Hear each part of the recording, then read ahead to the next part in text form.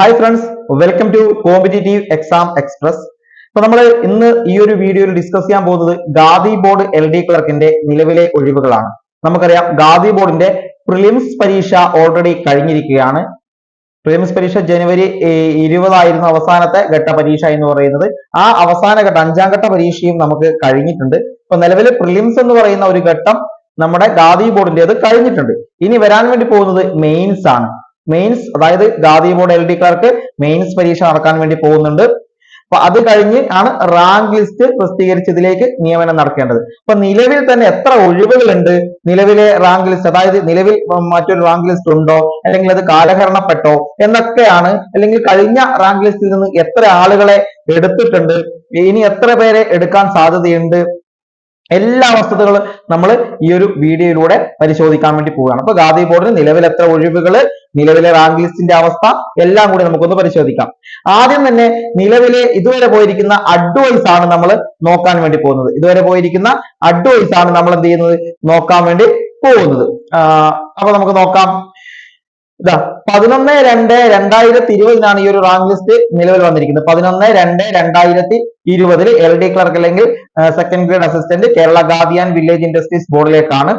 Total advice 158 ആണ്. 158 പേർക്കാണ് total advice പോയിരിക്കുന്നത്. ഈ ലാസ്റ്റ് ഡേറ്റ് അഡ്വൈസ് കൊടുത്തിരിക്കുന്നത് 3/2/2023, അതായത് 2023 ഫെബ്രുവരി 3-ാം തീയതിയാണ് അവസാനത്തെ അഡ്വൈസ് പോയിരിക്കുന്നത്. നിങ്ങൾ ഇതാ ഇവിടെ വെണ്ടക്കാക്ഷരത്തിൽ കൊടുത്തിട്ട് റാങ്ക് ലിസ്റ്റ് എക്സ്പോസ്റ്റഡ് ഓൺ 3/2/2023, അതായത് ഫെബ്രുവരി 3 2023 ഈ റാങ്ക് ലിസ്റ്റ്, നിലവിലെ റാങ്ക് ലിസ്റ്റിന്റെ കാലാവധി കഴിഞ്ഞു, ആ റാങ്ക് ലിസ്റ്റ് അവസാനിച്ചിരുന്നു എന്നിവിടെ കൃത്യമായി പറയുന്നുണ്ട്. അതായത് ഇന്നലത്തേക്ക് ഈ ഒരു റാങ്ക് ലിസ്റ്റ് കാലഹരണപ്പെട്ടിട്ട് 1 വർഷം കഴിഞ്ഞു. നിങ്ങൾ മനസ്സിലാക്കുക, ഈ ഒരു റാങ്ക് ലിസ്റ്റ് കാലഹരണപ്പെട്ടിട്ട് 1 വർഷം കഴിഞ്ഞിരിക്കുന്നു എന്ന വസ്തുത. അതായത് ഏകദേശം 1 വർഷം കഴിഞ്ഞ് നമ്മൾ അടുത്ത 2ാമത്തെ വർഷത്തിലേക്ക് പോവുകയാണ് ഈ റാങ്ക് ലിസ്റ്റ് ഇല്ലാത്തത് എന്ന് നിങ്ങൾ മനസ്സിലാക്കുക.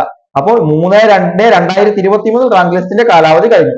ഇത് 158 അഡ്വൈസ് ആണ് ടോട്ടൽ പോയിരിക്കുന്നത്. നിങ്ങൾ നോക്കുക, ഓപ്പൺ കാറ്റഗറിയിൽ നിന്ന് മുഴുവൻ ആരും എടുത്തു, അതായത് മെയിൻ ലിസ്റ്റിൽ നിന്ന് മുഴുവൻ പേരെയും എടുത്തു. മെയിൻ ലിസ്റ്റിൽ നിന്ന് മുഴുവൻ പേരും, ആകെ 139 പേരാണ് മെയിൻ ലിസ്റ്റിൽ ഉണ്ടായിരുന്നത്. ഈ മെയിൻ ലിസ്റ്റിലെ മുഴുവൻ പേരെയും എന്താണ് ഇവിടെ എടുത്തിട്ടുണ്ടെന്ന് മനസ്സിലാക്കുക.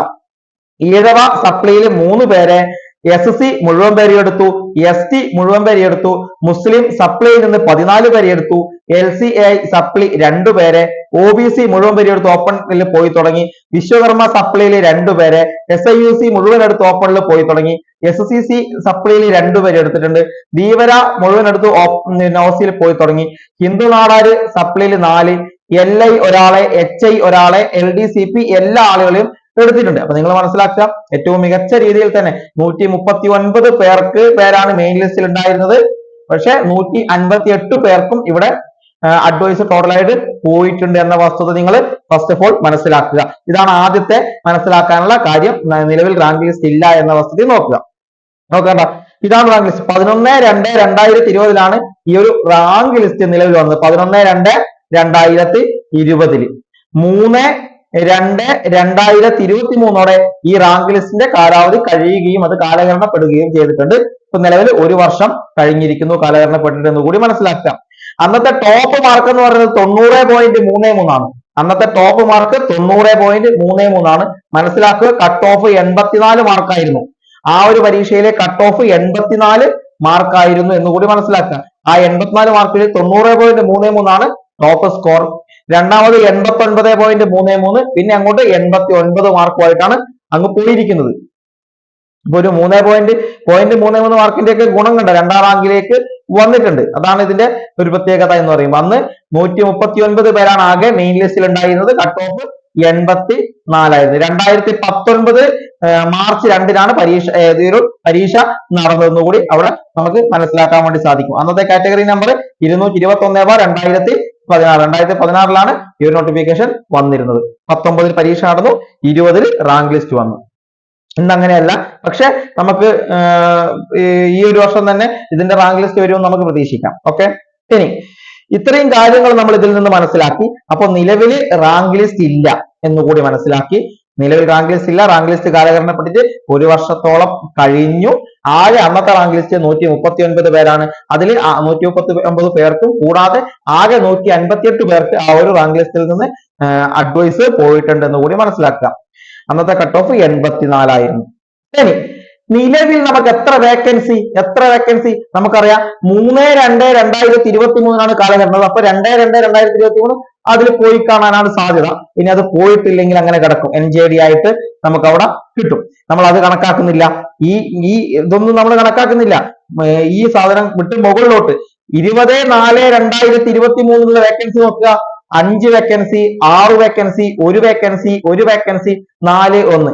ഇവിടെ 5 എന്ന് പറയുന്നത് ഫ്രഷും 6 എന്ന് പറയുന്നത് NJD വേക്കൻസിയുമാണ്. അപ്പൊ 5ഉം 6, 11, 12, 13, 17, 18 വേക്കൻസികൾ നിലവിലുണ്ട്. എത്രയാണ്? 18 വേക്കൻസികൾ. 5, 11, 12, 13, 4, 17, 18 സോറി 18 വേക്കൻസികൾ നിലവിലുണ്ട് എന്ന് കൂടി നിങ്ങൾ മനസ്സിലാക്കുക. എത്രയാണ്? 18 വേക്കൻസികളാണ് നിലവിൽ ഇപ്പോൾ ഈ ഒരു വർഷമാകുമ്പോഴേക്കും നിലവിൽ വന്നിരിക്കുന്നത് 18 വേക്കൻസികളാണ്. ഇനി നമ്മുടെ പരീക്ഷ കഴിഞ്ഞ് വരുമ്പോഴത്തേക്ക് ഏകദേശം 25നും 30നും ചിലപ്പോൾ അതിൽ കൂടാം. ഏറ്റവും കുറഞ്ഞത് 30-നടുത്ത് വേക്കൻസികൾ നമുക്ക് ഉണ്ടാകുകയും ചെയ്യും. അതായത് റാങ്ക് ലിസ്റ്റ് വരുമ്പോഴേക്കും നിങ്ങൾ മനസ്സിലാക്കുക, ഈ ഒരു വർഷം നമുക്കൊരു ഏകദേശം ഒരു ധാരണ എടുക്കാം. ഒരു സെപ്റ്റംബർ ഒക്ടോബറിലാണ് ഈ ഒരു റാങ്ക് ലിസ്റ്റ് വരിക എന്ന് കണക്കാക്കുക. സെപ്റ്റംബർ ഒക്ടോബറിൽ റാങ്ക് ലിസ്റ്റ് വരുമെന്ന് കണക്കാക്കുക. അങ്ങനെ റാങ്ക് ലിസ്റ്റ് വന്നു കഴിഞ്ഞാൽ നമുക്ക് സെപ്റ്റംബർ 15 എടുക്കാം. സെപ്റ്റംബർ 15, 2024 മുതൽ 3 വർഷത്തേക്ക് എപ്പോഴാണ്?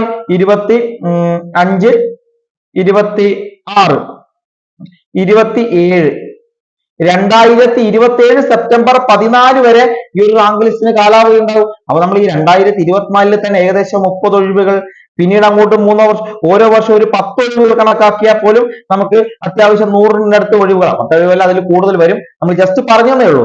അപ്പൊ ഈ നിലവിലുള്ള അതേ ഒഴിവുകൾ തന്നെ 150-നും 200-നും അടുത്ത ഒഴിവുകൾ തന്നെ നമുക്ക് ഇതിലും പ്രതീക്ഷിക്കാൻ വേണ്ടി സാധിക്കും. 150-നും 200-നും അടുത്ത ഒഴിവുകൾ തന്നെ നമുക്ക് പ്രതീക്ഷിക്കാം. നിലവിൽ 18 ഒഴിവുകൾ വന്നിട്ടുണ്ട്. അതിൽ NJD ഉൾപ്പെടെ 18 ഒഴിവുകൾ. അത് അവസാനമായിട്ട് റിപ്പോർട്ട് ചെയ്തത് 29/1-നാണ്. അതായത് ജനുവരി 29, 2024 ഒരു വേക്കൻസി അവസാനമായിട്ട് ഫ്രഷ് വേക്കൻസി റിപ്പോർട്ട് ചെയ്തത്. ഇനി അങ്ങോട്ടും ഇതുപോലെ ഒഴിവുകൾ ചിലപ്പോ വരാം. അങ്ങനെ ആകുമ്പോഴത്തേക്കും നമുക്ക് ഈ ഒരു റാങ്ക് ലിസ്റ്റ് വരുമ്പോഴേക്കും 25-30 ഒഴിവുകൾ നമുക്ക് പ്രതീക്ഷിക്കാം. പിന്നീട് അങ്ങോട്ടും ഏകദേശം അതുപോലെ തന്നെ ഒഴിവുകൾ ഉണ്ടാകും. പക്ഷെ ആദ്യത്തെ 30 പേർക്ക് അല്ലെങ്കിൽ ആദ്യത്തെ റാങ്കിൽ വരുന്ന 50 പേർക്ക് ഇവിടെ ജോലി ഉറപ്പായിരിക്കും എന്ന് നിങ്ങൾ മനസ്സിലാക്കുക. ഇവിടെ ജോലി ഉറപ്പായിരിക്കും. അത് നിങ്ങൾ സംവരണോ മറ്റു കാര്യങ്ങളും നോക്കണ്ട. 50 ഇരുന്നവർക്ക് ജോലി ഉറപ്പാണ്. ആ ഉറപ്പ് നിങ്ങൾക്ക് വിശ്വസ്തയോടെ തന്നെ മുന്നോട്ട് പോകാൻ വേണ്ടി സാധിക്കും. അതാണ് ഇവിടെ നമ്മൾ കാണുന്നത്. ഇപ്പൊ തന്നെ 18 ഒഴിവുകൾ, ഇനി അങ്ങോട്ട് ഏകദേശം 30 ഒഴിവുകൾ റാങ്ക് ലിസ്റ്റ് വരുമ്പോഴേക്കും ആദ്യം തന്നെ 30 പേർക്ക് അങ്ങ് നിയമനം ലഭിക്കും. അതിൽ എത്ര പേര് ജോയിൻ ചെയ്യും, എത്ര പേര് NJD അടിക്കുന്നൊക്കെ ആ സമയത്ത് നമുക്ക് മാത്രമേ കാണാൻ വേണ്ടി സാധിക്കൂ. അപ്പൊ അതിനനുസരിച്ചുള്ള മാറ്റങ്ങൾ പിന്നെയും അങ്ങോട്ട് ഉണ്ടാവുക തന്നെ ചെയ്യും. അപ്പൊ ഇത്രയും കാര്യങ്ങൾ നിങ്ങൾ മനസ്സിലാക്കുക. നിലവിൽ 18 ഒഴിവുകൾ ഉണ്ട്. ഇനി നമ്മുടെ അടുത്ത ചോദ്യമാണ്, എപ്പോഴാണ് മെയിൻ പരീക്ഷ നടക്കുന്നത്? കൂടാതെ നിലവിൽ എഴുതിയ പരീക്ഷയുടെ പ്രിലിംസിന്റെ റിസൾട്ട് എപ്പോ വരും എന്നൊക്കെയാണ്. നമുക്ക് മാർച്ച് മാസത്തോടെ തന്നെ റിസൾട്ട് വരുമെന്ന് പ്രതീക്ഷിക്കാം. മാർച്ച് മാസത്തോടെ റിസൾട്ട് വരുമെന്ന് നമുക്ക് പ്രതീക്ഷിക്കാം. കാരണം നിലവിൽ റാങ്ക് ലിസ്റ്റ് ഇല്ല. കൂടാതെ 18 വേക്കൻസികൾ നിലവിൽ റിപ്പോർട്ട് ചെയ്യപ്പെട്ടിട്ടുമുണ്ട്.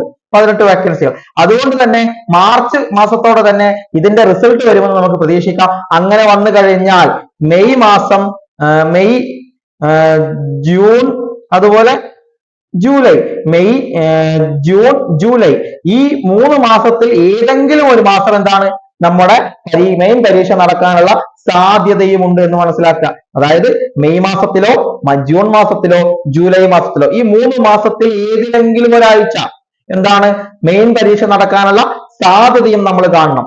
അപ്പൊ അങ്ങനെയാണ്. ഇനി അത്രയേ ഉള്ളൂ. നമുക്ക് ഇപ്പൊ ഫെബ്രുവരിയാണ്. മാർച്ച് ഏപ്രിൽ എന്ന് പറയുന്നത് 2 മാസത്തോളം മാത്രമേ നമുക്ക് പഠിക്കാനുള്ള സമയം കിട്ടൂ. മാർച്ച് മാസത്തോടെ നമുക്ക് റിസൾട്ട് പ്രതീക്ഷിക്കാം. മെയ്, ജൂൺ, ജൂലൈ മാസത്തിൽ എന്താണ് നമുക്ക് ഇതിന്റെ എക്സാമും പ്രതീക്ഷിക്കാം. അതുകൊണ്ട് ഏറ്റവും മികച്ച തയ്യാറെടുപ്പുകൾ ഇനി അങ്ങോട്ട് നടത്തുക. ഏറ്റവും മികച്ച തയ്യാറെടുപ്പുകൾ നടത്തിയാൽ മാത്രമേ നമുക്ക് വിജയിക്കാൻ സാധിക്കൂ എന്നതുകൂടി നിങ്ങൾ മനസ്സിലാക്കുക. ഏറ്റവും മികച്ച തയ്യാറെടുപ്പുകൾ നടത്തണം. SSCRT ഏറ്റവും മികച്ച രീതിയിൽ കംപ്ലീറ്റ് ചെയ്യണം. SCERT നമ്മുടെ സിലബസ് അനുസരിച്ച് തൽക്കാലം LDCയുടെ സിലബസ് തന്നെ നിങ്ങൾ പിന്തുടരുക. ആ LDCയുടെ സിലബസ് അനുസരിച്ച് SCERT ഏതൊക്കെയാണോ പഠിക്കാനുള്ളത് അത് തീർത്തു വെക്കുക. പിന്നെ PSC ബുള്ളറ്റിൻ അടക്കമുള്ള current affairs, PSC bulletin, Mathrubhumi GK current affairs അടക്കമുള്ള എന്താണ് ആനുകാലികങ്ങൾ നോക്കുക. കണക്ക്, അതുപോലെ ഇംഗ്ലീഷ്, മലയാളം, ഇത് മൂന്നും എന്ത് ചെയ്യുക, 30 ഏറ്റവും കുറഞ്ഞ 30 മാർക്കിന് ചോദിക്കും. പിന്നെ അങ്ങോട്ട് മാർക്ക് കൂടിയാലേ ഉള്ളൂ. ആ 30 മാർക്കിന്റെ വസ്തുതകൾ ഇപ്പോഴേ നിങ്ങൾ കൈക്കുള്ളിലാക്കുക. LDCയുടെ ആ 30 മാർക്കിൻ്റെത് നിങ്ങൾ കൈക്കുള്ളിൽ, നിങ്ങൾക്ക് LDCക്കും ഉപകാരപ്പെടും, ഈ ഒരു ഖാദി ബോർഡ് LDCക്കും ഉപകാരപ്പെടുന്ന രീതിയിൽ തന്നെ പഠനത്തെ മുന്നോട്ട് കൊണ്ടുപോവുക. ഓക്കെ, അപ്പൊ നിങ്ങൾ എന്ത് ചെയ്യുക, ഇനി അത്രയും മാസം ഉള്ളൂ എന്ന് വിചാരിക്കുക. നമ്മുടെ മെയിൻ LDCക്ക് മുന്നേ എന്ത് ചെയ്യും, ഖാദി ബോർഡിന്റെ മെയിൻ പരീക്ഷ നടത്തും. അതുകൊണ്ട് തന്നെ ഖാദി ബോർഡിന് കുറച്ചുകൂടി പ്രാധാന്യം കൊടുത്തുകൊണ്ട് എന്ത് ചെയ്യുക, നിങ്ങൾ പഠനം ആരംഭിക്കുക. ഖാദി ബോർഡിന്റെ പ്രാധാന്യം കൊടുത്തുകൊണ്ടുള്ള പഠനം ആരംഭിക്കുക. അതിനു വേണ്ടിയിട്ടുള്ള എന്തൊക്കെ നിങ്ങൾക്ക് ചെയ്യാൻ പറ്റുമോ അതൊക്കെ നിങ്ങൾ ചെയ്യുക. ഈ 30 മാർക്ക് നമ്മുടെ കൈക്കുള്ളിൽ ഒതുങ്ങുന്ന രീതിയിൽ നിങ്ങൾ പഠനം ഇന്ന് തന്നെ ആരംഭിക്കുക. 30 മാർക്ക് നമുക്ക് വിട്ടുകളയാനുള്ളതല്ല. ആ 30 മാർക്കിന്റെ പ്രാധാന്യം അത്രത്തോളം ഉണ്ട് എന്ന് കൂടി നിങ്ങൾ മനസ്സിലാക്കണം. ഓക്കെ, കറണ്ട് പോയതിന്റെയാണ്. അപ്പോൾ ഇത്രയും കാര്യങ്ങൾ നിങ്ങൾ മനസ്സിലാക്കിയെന്ന് വിചാരിക്കുന്നു. അപ്പോൾ ഈ ഒരു വീഡിയോ നിങ്ങൾക്ക് ഉപകാരപ്പെട്ടെങ്കിൽ നമ്മുടെ ചാനൽ സബ്സ്ക്രൈബ് ചെയ്യണം. അതുപോലെ വീഡിയോസ് ഇഷ്ടപ്പെട്ട ലൈക്ക് ചെയ്യണം. കമന്റുകൾ നിങ്ങൾക്ക് രേഖപ്പെടുത്താം. അതുപോലെ ഈ ഒരു വീഡിയോ ഉപകാരപ്രദമാണെന്ന് തോന്നുന്നെങ്കിൽ നിങ്ങളുടെ സുഹൃത്തുക്കൾക്ക് കൂടി ഒന്ന് ഷെയർ ചെയ്ത് കൊടുക്കുക. ഓക്കെ, അപ്പൊ മറ്റൊരു നല്ല വീഡിയോയുമായി നമുക്ക് വീണ്ടും കാണാം. താങ്ക്